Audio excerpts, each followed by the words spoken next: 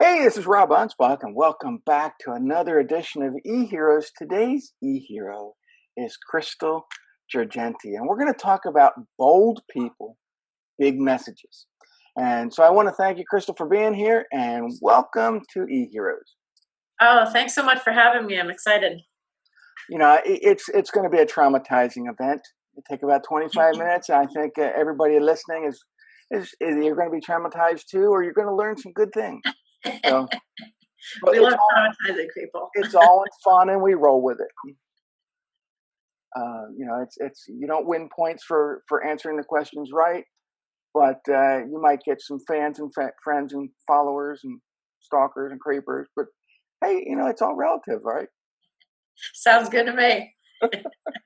So let's go out and I say bold people, big messages because it shows up on your Facebook page, right, right on the banner. Yeah, And I think that's one of the things that entrepreneurs need to learn more to do. They need to have that big message that they're sharing out with the world. I think way too many of them get lost in the crowd. 100%. Yeah, there's like this stigma that, you can't be um, divisive. You can't be so bold because you'll turn away people. And I think that's the whole point of doing that is, you're not going to help everyone.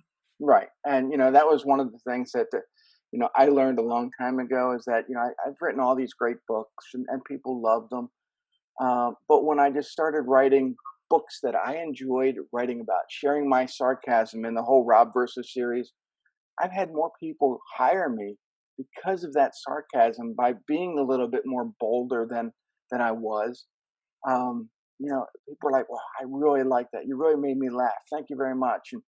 And then they open up the wallet and start throwing money at me. It's always a good thing.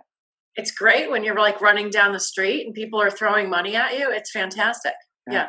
Yeah. But how do you get to that point? Well, I think what people have to do is really, first of all, define what it is that they want to get out there, Hmm. because there's something inside of them that they've been wanting to share for a while, and there's so many reasons, including, and probably one of the biggest reasons is, what are other people going to think Hmm. when I get this message out there? Like, what do I really want to say? And if it goes against, I mean, what we're dealing with now in the world, it's a huge example of this is there's some really strong opinions, and a lot of people don't want to say that because they're afraid of other people being attacking them. Yeah. And so really deciding what it is that they want to say is, I think, the first thing that they should do. And then working on the self-love, we'll call it, and the self-acceptance of being able and feeling safe enough to get out there with that message. I wrote a couple books on social media, and I like social media. But the problem with social media is that it gave people a voice that don't necessarily need to have that voice being heard. Yep. And so now everybody is they're using social media as that megaphone to scream in other people's ears, and it's no longer my opinion, it's my fact that I want you to learn about. And Yeah. that's the most worst way to get people to even think about you. Exactly. Exactly. It's sad because I don't think a lot of people will write what they really feel on social media, or they'll write what they really feel on social media, but they'd never say it to your face. And that's one of my number one rules is, if you're going to say it on social media, you better be able to say it to someone's face. Yeah. Now you have what's called the path to freedom. Yeah. Can you tell us a little bit about that? Yeah. So, I just think, I don't think you're free unless you're able to be authentic with yourself and be okay with yourself and have those big messages that go out there. And I love what you said before, is that when you were writing a book, it was what you wanted to write about. Mhm. And if you have this desire to go out there and write something that you want to write, there are people that are going to listen to that. It Uh, has to be. yeah. So, I think people the free part of, or the not free part, let's go there, is really thinking about what the judgments and opinions are of other people and what they're going to think of them. Yeah. You know, And when you get away with that, when you get away from that, yeah, it's the most freeing experience in the world, because you can I, do whatever you want. I think too many people are walking on the eggshells right now. They don't know what to say. They don't know how to say it. They're afraid to say anything, Yep. and then their business suffers because they don't know how to say no to the people that are going to waste their time, and say yes to the people that really could make their business better. Absolutely. You know, Yeah. so it's a shame, but I think that more entrepreneurs need to put blinders on. They need to just stay the course, stay focused on what they're doing, and not be distracted by what's going on in the peripheral. Yep. I'm totally with you. Yeah. It's it's okay. It's actually really good and profitable when you can repel people, because it's like, now I don't have to spend money. Okay, great. Now I don't have to spend money marketing on people like you. Yeah, And that sounds tough, but that's the truth. yeah. We entrepreneurs. You all started a business to have a little bit more freedom to call the shots. Well, you can't call the shots if you're allowing people to dictate your terms. Yeah. And I've learned a long time ago that, if I say no to a customer, no is no. And there's nothing that they're going to say or do is going to convince me to say yes. But now that there are people out there, they'll say, well, I'm just going to get my lawyer and sue you. Yeah. Yeah. Been What's that there. going to do? That's just going to get you and me more publicity, Exactly. but I think that, I think we all need to break our own mold that we have of ourselves as nice people, Yeah. and learn to be a little bit more vocal and saying, you know what, you're not a right fit. Go somewhere else. Exactly. Exactly. We're taught from a very young age that saying no is so bad. Hmm.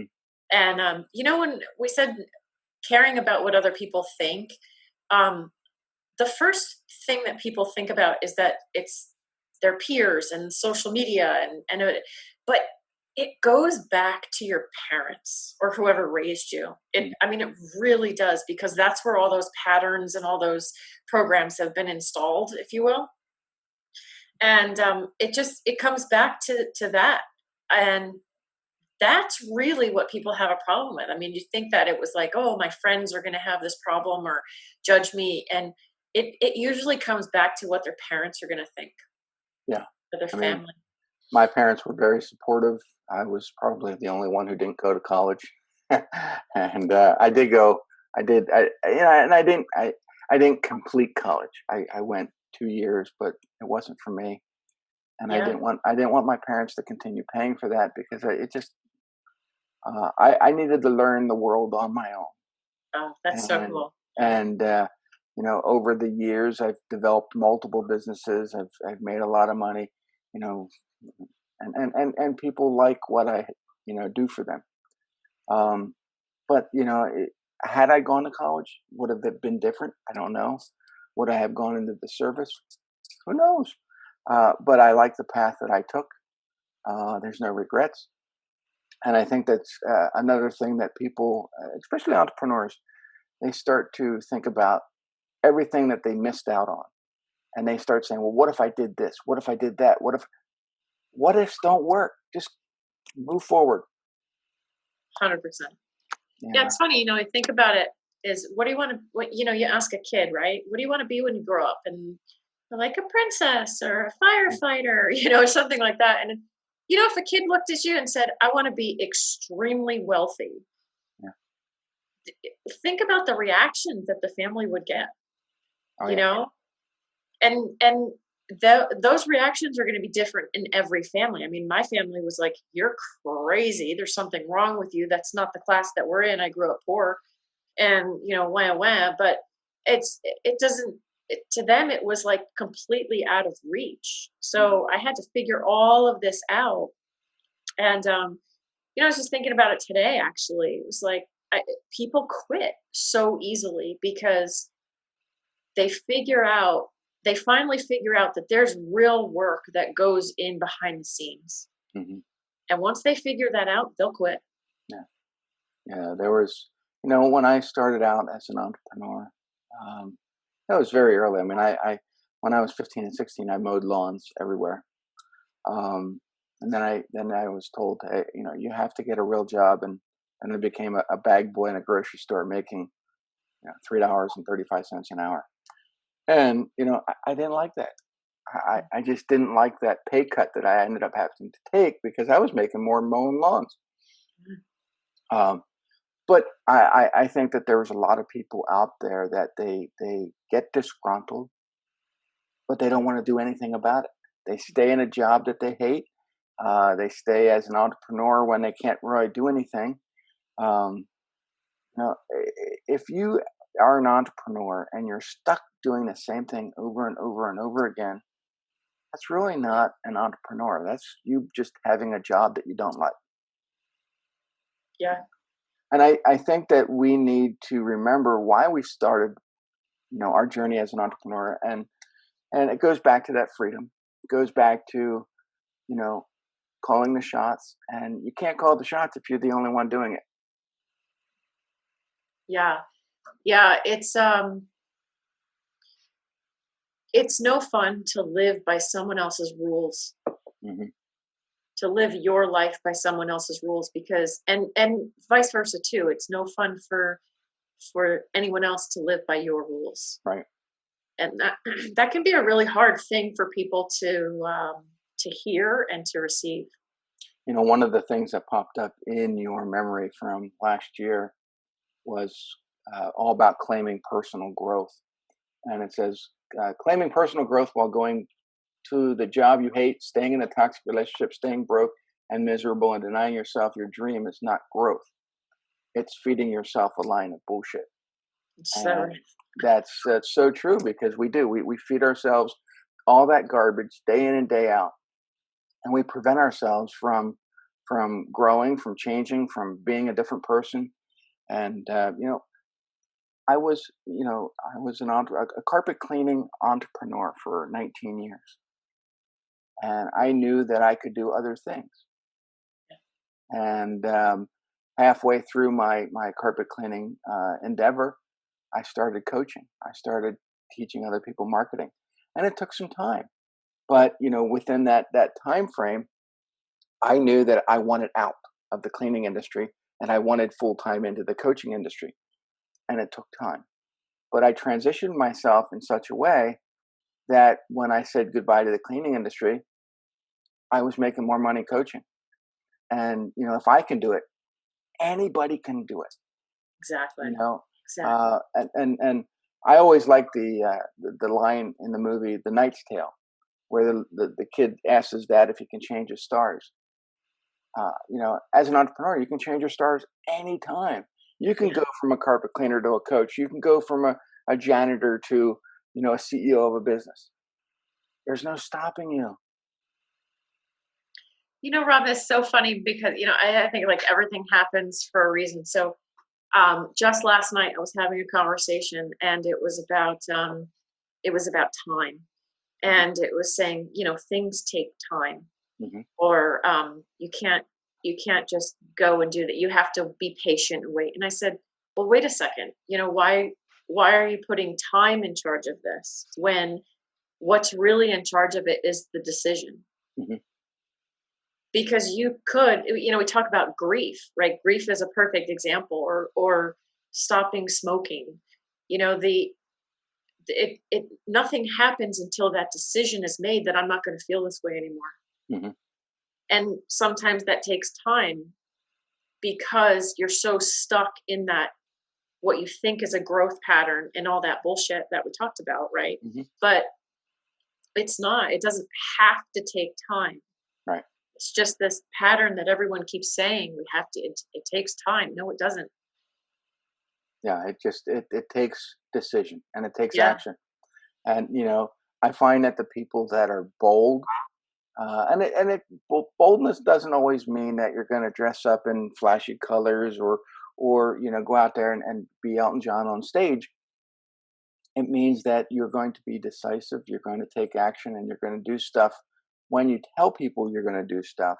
Mhm. And people are going to remember that. Oh my God, he took action. He was bold. He just jumped right on it. You know, it, it's Yeah, it's things that I do for my clients all day long, and they're like, "Wow, the last people took like a month, and you dad had it done in a day." isn't that great? You Yeah, know, and then they're like, "Wow, you are really worth what I'm paying you because you're doing all this stuff." To me, it's just stuff I would do anyway. But I got myself into this pattern where I'm doing things that people consider to be bold every single day. yeah. Yeah, it's funny. I mean, when you are bold, it doesn't really make sense to you that you're bold, right? Right. Does that like register? But it's I I'm totally in agreement with you. I think bold is not the flashy. It doesn't have to be the flashy. I mean, Yeah. it could be, but bold is literally doing something that you've been programmed not to do.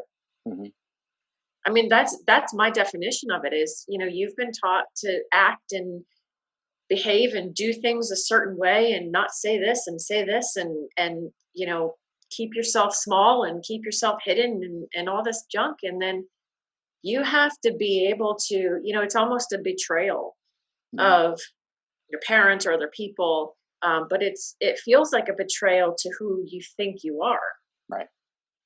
and people have to let go of that, and that's a really tough thing because it's literally all they know about themselves, and now you have to let it go. Yeah. And it's funny because I'll still run into people that I knew from the cleaning industry, and they're like, "You're doing what? How long you been doing that?" Or you've wait a minute, you've produced 28 books in 7 years, but you were a carpet cleaner. Isn't that great? and Yeah. and and and they it just blows their mind. They have no idea. And but there's a lot of people who will leave their town, leave their family, go to another town to start over because they got sick of what was going on then. So they're trying to reinvent themselves, but the problem is they still have that baggage. So you got to get rid of that baggage before you can move on. Yeah, absolutely. That, you asked what the path to freedom is. The path to freedom is understanding that every location is inside of you. Yeah. I can make the same amount of money, from living in the country that I could living somewhere else. Now, 100%. granted, I'm in a business where I can go anywhere else and still work. Right. Whereas other people, they have a business where they're anchored to a particular area. But even though you hire enough people, and that business will give you the freedom to travel and do whatever you want. Yeah. Yeah, it's really cool. I mean, I work with people that are usually going from 0 to 100, to 100K. And the people that really roll up their sleeves and are willing and ready and able, I say willing, the people that are willing to do that get there very quickly. I mean, it is not hard to make money. No. I mean, you know that. And but it feels really hard, and it feels really hard to most people because they think they focus on what they have to give up or what they have to lose instead of what they're gaining. Mhm. And it's just really incredible to see that so many people quit because there's a really interesting thing. It's Ken Blanchard is seven dynamics of change, Mhm. and it's like the coolest thing. I mean, he mapped out like these seven things that people think of when they have to change something. Mhm. And it doesn't have to be true, it's just a perception. Right. And one of those things is changing too much at one time. And then people will just kind of like fade off because it just becomes too overwhelming. Yeah. Yeah. I think one of the biggest changes that I see entrepreneurs failing to do is raising their prices, Oh, or, yes. or fearing that when they raise their price, people will vacate or leave. And you know, I find that when I raise my prices, I always get a better type of clientele. And You know, so I've always looked at my business, and if I need to raise my price, guess what? I'm raising my price. Yeah. And people will say, "Well, Rob, don't you worry about what your competition does?" There is nobody in this industry that does exactly what I do, so I don't care. Yeah. So you want to use my service? This is my price, Yeah. and it's either you take it or you leave it. And I don't chase people. If they want to hire me, this is it. If they don't want to hire me, they go somewhere else. I've learned that when you start chasing people, then you will negotiate with them on price, and you Yeah. will lower your price to meet their standards, which they should just try to find the money to hire you. Yeah. It's always available. Yeah, Yeah. Yeah. so it's I think that is one of the biggest fears that I see entrepreneurs making is all in price. Yeah. I mean, there's a lot of bad feelings about that. I'll just tell you quickly is when I was married, I was in a coaching program, and I used to go down and travel frequently. And I every time I went to go see my coach, he would have me raise my price, Hmm. and help me through it. And so I remember after like the third or fourth time I came home, and I said to my then husband, he goes, how did it go? And I said, great. He had me raise my price again. And he goes, again. And it was like I deflated, because it was like, here's this person in front of you that you think, and let me tell you, he's still one of my best friends. We get along great. He's a wonderful, wonderful man. But at that moment, it was like I was so on a high because I was so feeling so powerful.